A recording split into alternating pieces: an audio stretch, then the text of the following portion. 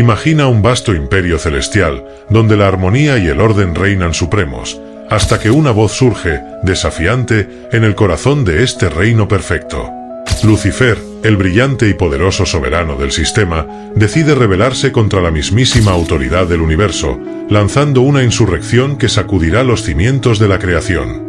Esta no es solo una historia de ángeles caídos y castigos divinos, sino un relato épico de traición, poder y la eterna lucha entre la libertad y el orden cósmico, que impulsa a uno de los seres más gloriosos del universo a desafiar las leyes que lo sostienen. ¿Qué consecuencias desatará este acto de rebeldía en los mundos habitados? Prepárate para adentrarte en una narrativa donde el destino de millones de almas pende de un hilo y donde el verdadero precio de la libertad se revela en toda su terrible magnitud. Lucifer era un brillante hijo Lanonandek primario de Nevadón. Había servido en muchos sistemas, había sido un consejero elevado de su grupo y se distinguía por su sabiduría, sagacidad y eficiencia. Lucero, o sea, Lucifer era el número 37 de su orden, y cuando fue comisionado por los Melquisedec, se le distinguió como una de las 100 personalidades más hábiles y brillantes entre más de 700.000 de su tipo. Desde comienzos tan magníficos, a través del mal y del error, abrazó el pecado y ahora se lo numera como uno de los 3 soberanos del sistema en Nevadón que sucumbieron al impulso del yo y se rindieron a los sofismas de la libertad personal espuria, el rechazo de la lealtad universal y el descuido de las obligaciones fraternales, la ceguera a las relaciones cósmicas. ¿Pero qué es Nevadón? En el universo de Nevadón, el dominio de Cristo Micael, hay 10.000 sistemas de mundos habitados. En toda la historia de los hijos Lanonandek, en todo su trabajo a través de estos miles de sistemas y en la sede central del universo, tan solo 3 soberanos de los sistemas han sido hallados en desacato al gobierno del Hijo Creador. Los líderes de la rebelión. Lucifer no era un ser ascendente, fue un hijo creado del universo local y de él se dijo: perfecto eras en todos tus caminos desde el día en que fuiste creado hasta que se halló en ti injusticia. Muchas veces había estado en consejo con los altísimos de Edentia. Y Lucifer reinaba sobre la montaña sagrada de Dios, la montaña administrativa de Jerusalén, porque era el ejecutivo en jefe de un gran sistema de 607 mundos habitados. Lucifer era un ser magnífico, una personalidad brillante, estaba junto a los padres altísimos de la constelación en la línea directa de la autoridad universal. A pesar de la transgresión de Lucifer, antes del autootorgamiento de Micael en Urantia, las inteligencias subordinadas evitaron faltarle al respeto y desdeñarlo. Aun el arcángel de Micael, al tiempo de la resurrección de Moisés, no emitió juicio contra él, sino que simplemente dijo: el juez te reprenda. El juicio en tales asuntos pertenece a los ancianos de los días, los gobernantes del superuniverso. Lucifer es ahora el soberano caído y depuesto de Satania. La autocontemplación es sumamente desastrosa, aun para las personalidades excelsas del mundo celestial. De Lucifer se dijo: tu corazón se enalteció por tu hermosura, tu esplendor corrompió tu sabiduría.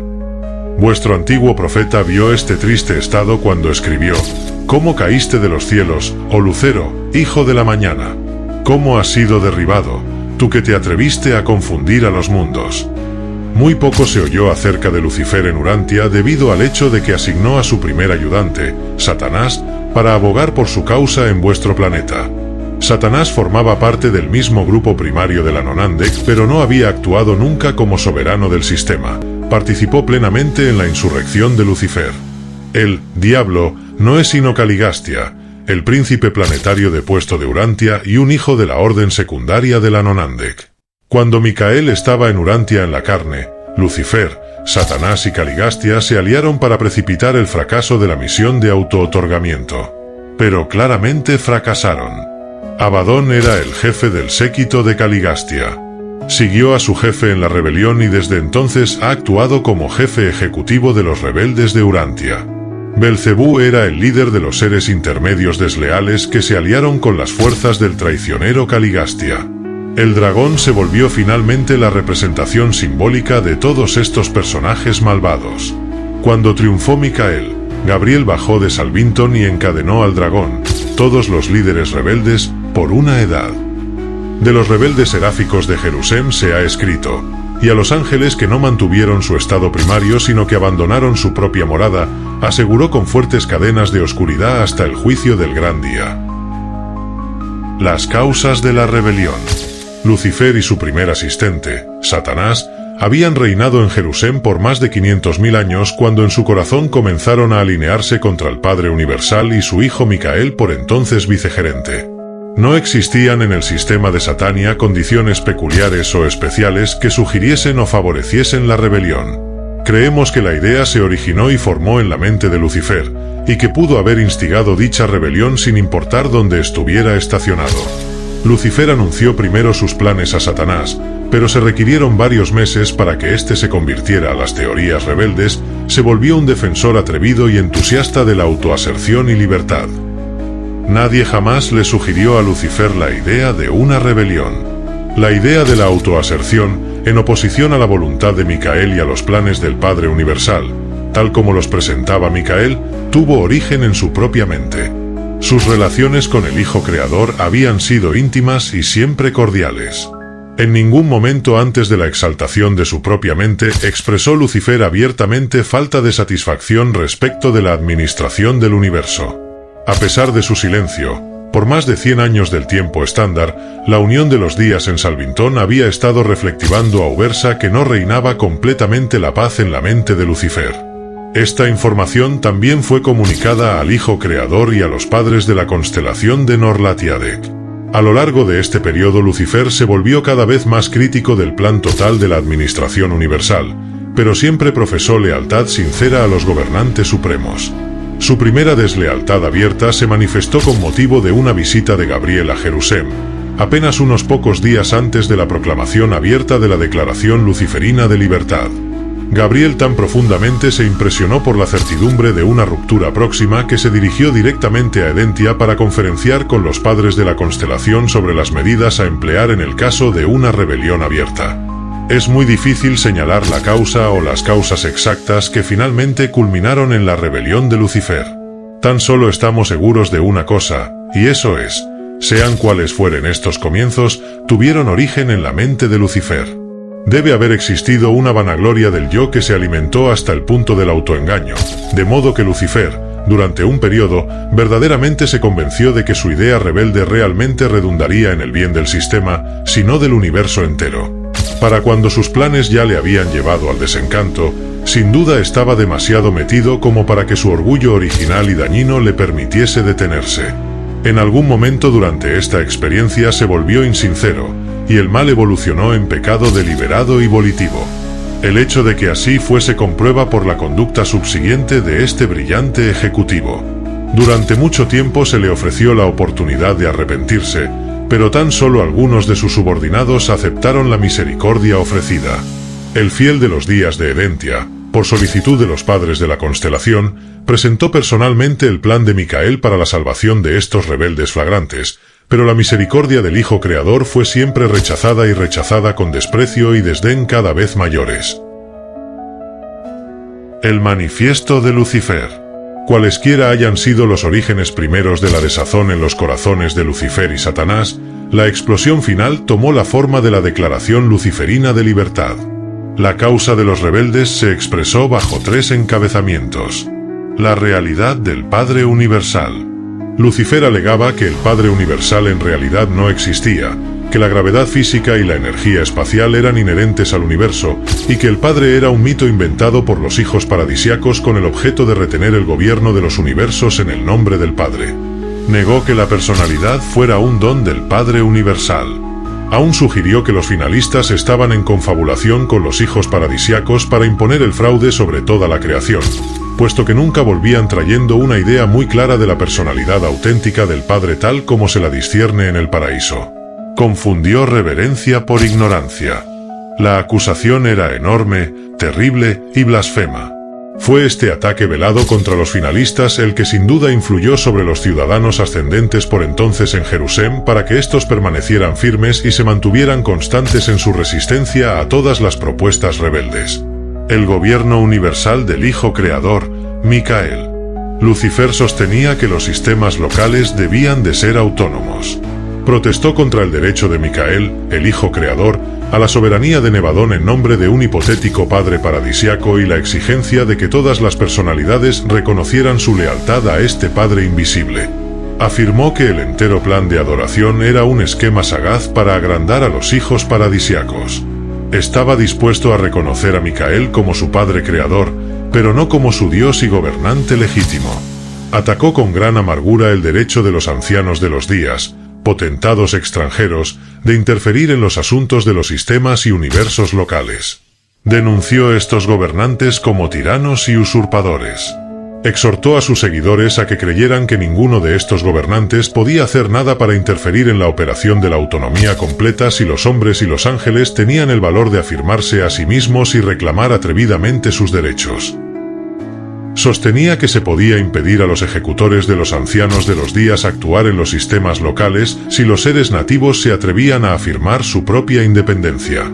Mantenía que la inmortalidad era inherente en las personalidades del sistema, que la resurrección era natural y automática, y que todos los seres vivirían eternamente salvo cuando se lo impidiesen acciones arbitrarias e injustas de los ejecutantes de los ancianos de los días. El ataque contra el plan universal de capacitación de los mortales ascendentes. Lucifer sostenía que se gastaba demasiado tiempo y energía en el esquema de capacitar en forma tan completa a los mortales ascendentes sobre los principios de la administración del universo, principios que según él eran poco éticos pero irracionales. Protestó contra el programa que duraba una entera edad de preparación de los mortales del espacio para un destino desconocido y señaló la presencia del cuerpo de los finalistas en Jerusalén como prueba de que estos mortales habían pasado edades preparándose para un destino de pura ficción. Burlonamente señaló que los finalistas habían encontrado un destino no más glorioso que el de volver a las humildes esferas similares a las de su propio origen. Sugirió que demasiada disciplina y capacitación prolongada les habían corrompido y que en realidad eran traidores de sus semejantes mortales, puesto que ahora cooperaban en un esquema de esclavización de la creación entera a las ficciones de un mítico destino eterno para los mortales ascendentes. Advocó que los ascendenteros debían disfrutar de la libertad de autodeterminación individual. Desafió y condenó el entero plan de ascensión mortal tal como estaba patrocinado por los hijos de Dios paradisiacos y apoyado por el Espíritu Infinito. Y fue con una declaración de libertad de este tipo que Lucifer lanzó su orgía de oscuridad y muerte. El estallido de la rebelión. El manifiesto de Lucifer fue emitido en el cónclave anual de Satania en el Mar de Cristal, en presencia de las huestes reunidas de Jerusalén, el último día del año, alrededor de 200.000 años atrás, tiempo de Urantia. Satanás proclamó que se podrían adorar las fuerzas universales, físicas, intelectuales y espirituales, pero que tan solo se podrá tener lealtad al gobernante presente y actual, Lucifer, el amigo de los hombres y de los ángeles, y el Dios de la libertad. La autoaserción fue el grito de batalla de la rebelión de Lucifer. Uno de sus argumentos principales fue que, si el autogobierno era bueno y justo para los Melquisedec y otros grupos, debía de ser igualmente bueno para todas las órdenes de inteligencia. Fue atrevido y persistente en advocar la igualdad de la mente y la hermandad de la inteligencia. Afirmaba que todo gobierno debía limitarse a los planetas locales y a su confederación voluntaria en los sistemas locales. Rechazaba toda la demás supervisión. Prometió a los príncipes planetarios que gobernarían los mundos como ejecutivos supremos. Denunció la ubicación de las actividades legislativas en la sede central de la constelación y la conducta de los asuntos judiciales en la capital del universo. Sostenía que todas estas funciones de gobierno debían estar concentradas en las capitales de los sistemas y procedió a establecer su propia asamblea legislativa y organizó sus propios tribunales bajo la jurisdicción de Satanás. Y llamó a los príncipes de los mundos apóstatas para que hicieran lo mismo. Aunque han habido dos rebeliones previas en Nevadón, estas acontecieron en constelaciones distantes. Lucifer sostenía que estas insurrecciones no habían triunfado porque la mayoría de las inteligencias fracasó en seguir a sus líderes. Opinaba que el gobierno pertenece a las mayorías, que la mente es infalible. La libertad que le brindaron los gobernantes universales aparentemente contribuyó a alimentar muchas de sus opiniones nefastas. Desafió a todos sus superiores, sin embargo no parecieron tomar nota de sus acciones. Se le permitió proseguir en su plan seductor sin obstáculos ni frenos. Todas las demoras misericordiosas de la justicia la señaló Lucifer como prueba de la incapacidad de los hijos paradisiacos para detener la rebelión. Él desafiaba abiertamente y en forma arrogante a Micael, a Emanuel, a los ancianos de los días y luego señalaba el hecho de que no se había producido acción alguna, como prueba positiva de la impotencia de los gobiernos universales y superuniversales. Gabriel estaba presente personalmente a lo largo de todos estos procedimientos desleales y tan solo anunció que él, a su debido tiempo, hablaría por Micael y que todos los seres tendrían libertad y no serían molestados en su elección, que el gobierno de los hijos en nombre del Padre tan solo deseaba lealtad y devoción voluntarias, sinceras y a prueba de sofismas. Se le permitió a Lucifer establecer completamente y organizar totalmente su gobierno rebelde, antes de que Gabriel hiciera esfuerzo alguno por disputar su derecho a la secesión ni por contrarrestar la propaganda rebelde. Pero los padres de la constelación inmediatamente confinaron la acción de estas personalidades desleales al sistema de Satania. Sin embargo, esta demora fue un periodo de gran prueba y comprueba para los seres leales de toda Satania. Durante varios años todo fue caótico, y hubo gran confusión en los mundos de estancia.